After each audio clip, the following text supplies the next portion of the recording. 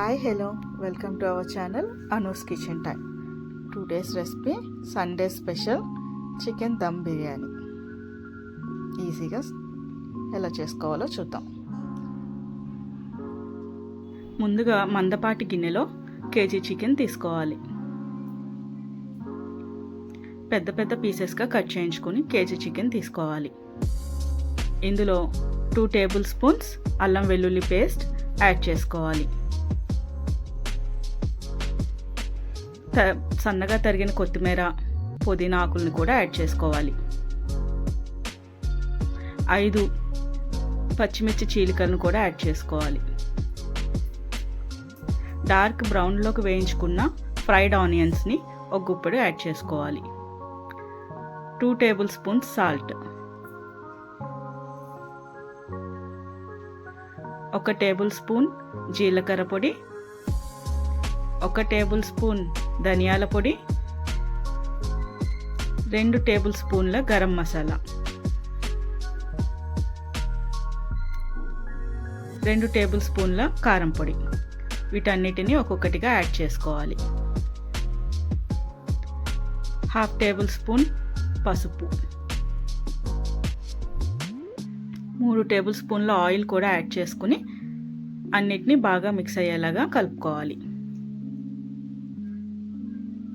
మసాలాలన్నీ అన్ని ముక్కలకి పట్టేలాగా బాగా కలుపుకోవాలి.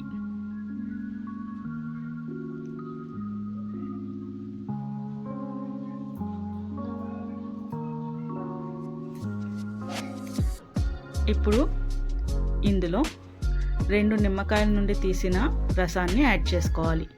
1 కప్పు పెరుగును కూడా యాడ్ చేసుకోవాలి.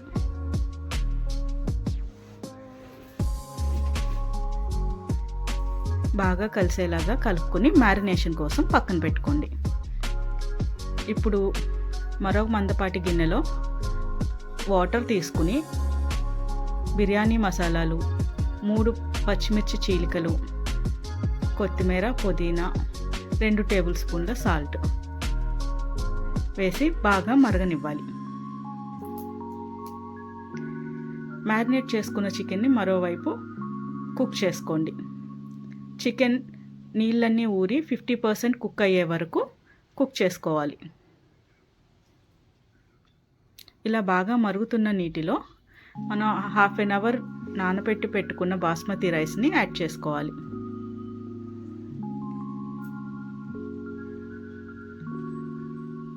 ఈ రైస్ 70% కుక్ అవ్వాలి.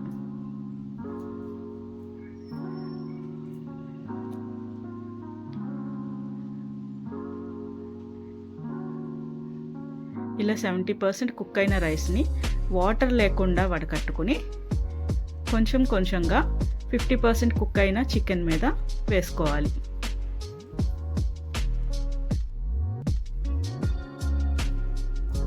అన్ని వైపులా సరిసమానంగా వచ్చేలాగా చూసుకుంటూ రైస్ని యాడ్ చేసుకోండి.